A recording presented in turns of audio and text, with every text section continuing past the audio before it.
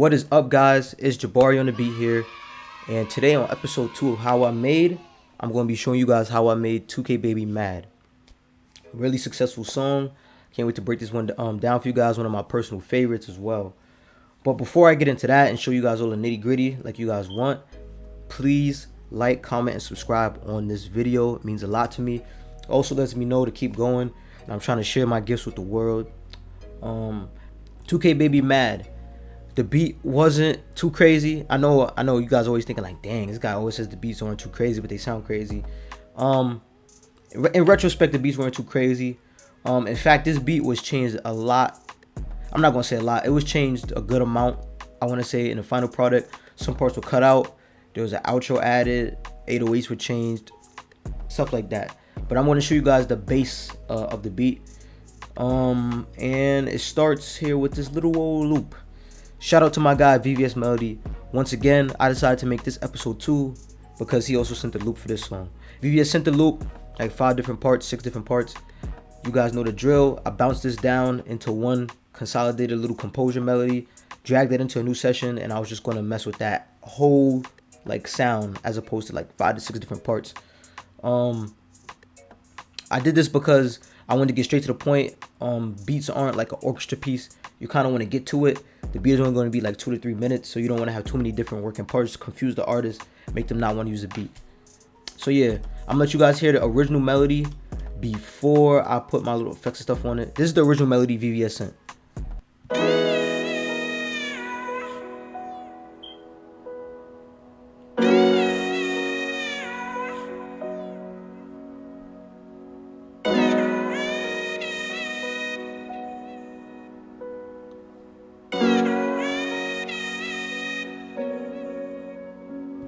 Alright, so you guys get the point there. Really emotional piano melody. Y'all know my style. Boom, boom. I liked it a lot. And then I got right to work. So a clap on the third. You guys know that. Real simple with the melody.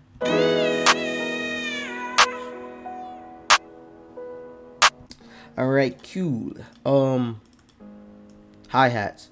Now the hi-hats for Mad weren't too crazy. I feel like it was the effects I put on it that made them really dope.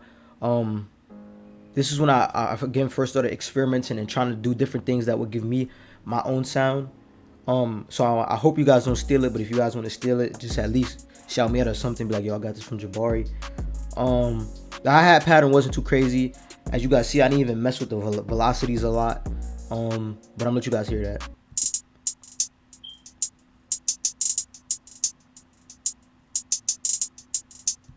Alright, so the pattern itself, you can already feel and hear it is bouncy. Boom, boom, boom, boom, boom, boom, boom, boom, boom, boom, boom, boom. Real bouncy already, real bouncy. And the hi-hat bounce is going to be getting you a lot of placement, so this is important for you guys. What I did here that set me apart from a lot of people, I put a delay on my hi-hats.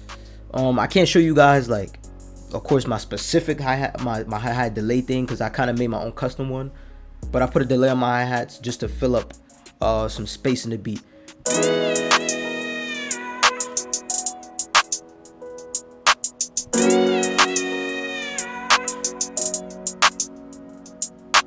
Alright, so yeah, very important. I hope you guys notice how I kind of fit the hi-hats around every third on the clap. So it kind of gives the clap, it's hard to explain, but the clap pops more simply just because of the pockets I pick with the hi-hat and the bounce.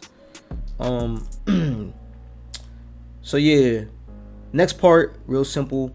I just did some little like ghosty snares.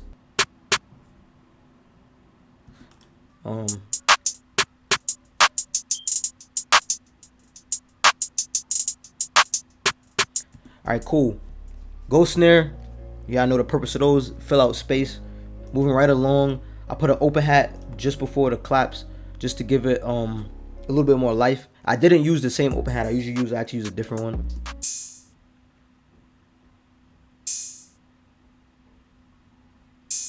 Alright, y'all get the point there. I'm gonna let you hear that all together.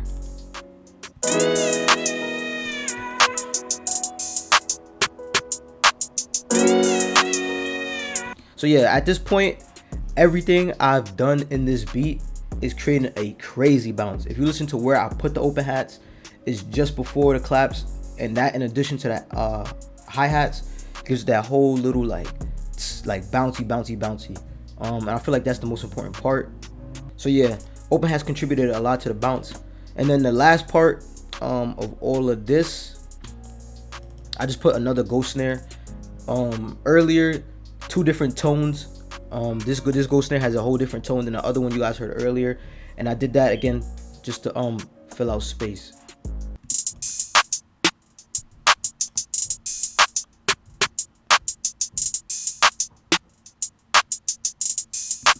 Yeah. So at this point, I had all the emotion I was looking for, and all of that with the melody lead just sounded like beautiful.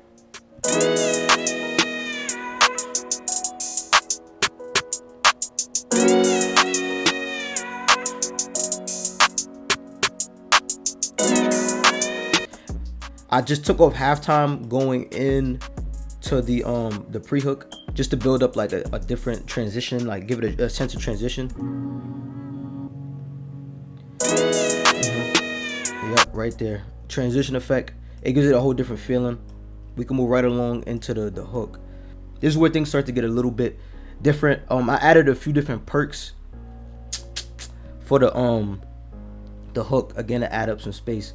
But I feel like the most important part of this beat was the 808s. I'm going to let you guys know now, the 808s, the pattern was not changed, but the sound itself was changed in the final version of Mad. I'm going to let you guys hear that real quick.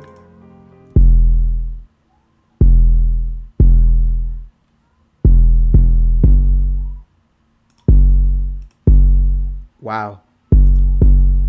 So yeah, I didn't even cut it. That's crazy. Rookie mistake. Always make sure you cut yourself on the 808 so they don't bleed into each other. I think the only reason this slid is because the out knob on these 808s were so tight that it was really hard for them to kind of bleed into each other.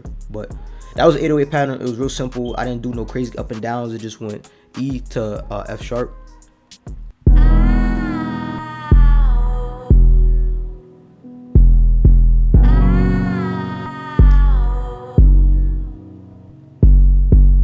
And then it went straight back down in the E again. So yeah, everything pretty much stayed the same up until I got to these last 2 perks right here. So yeah, these perks were very important. Yeah, they were very important. They added just that last little bit of kind of, I wanted to make this beat feel like it reminisce times we had type of beat. So I added these last 2 perks to kind of fill it out.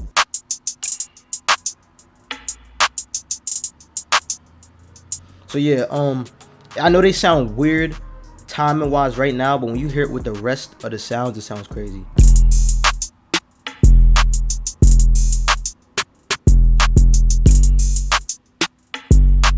So yeah, this is the hook for Mad right here.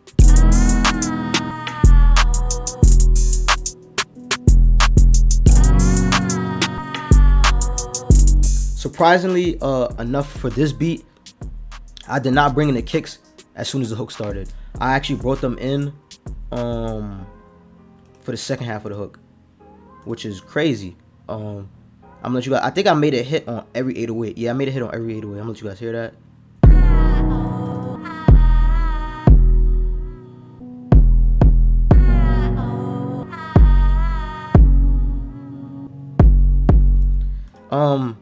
I think for the final version of Mad, they kind of just put like Camel Crusher on the 808s and made them a little bit fatter, a little bit more, no, not fatter, distorted. They definitely made them a little bit more distorted. But yeah, that was pretty much it for the hook of Mad. I didn't do too much. I'm gonna let you guys hear this first without the melody.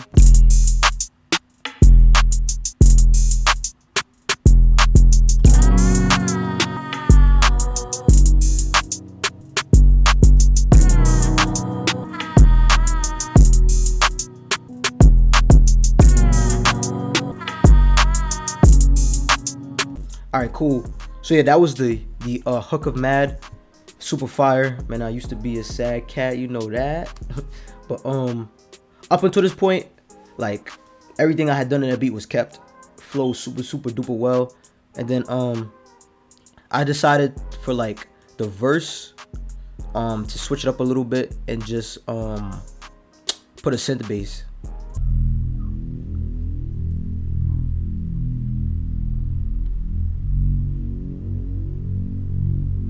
Real simple. This is with the melody.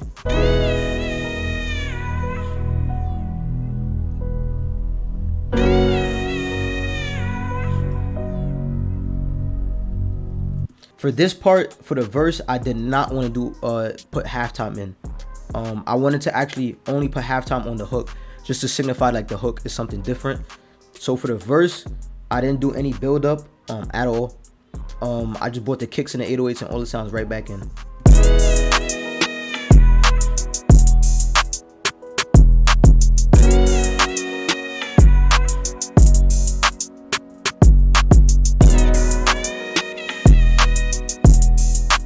So that was the verse. This was always supposed to be a verse. I tend to do synth basses either at the beginning of the verse or the second half of the verse, just to kind of give the verse more life. Because I feel like if you keep the drums the same for the whole verse, it's going to get real dry real quick. And that's what you want to avoid with an artist. You want to kind of, the beat is supposed to like make the artist's job easier. So by having two transitions within a verse, you kind of give a regular verse two lives in a sense, you know? If you guys get what I'm saying, like. And then for the bridge going back into the hook, I just left it with halftime on the melody.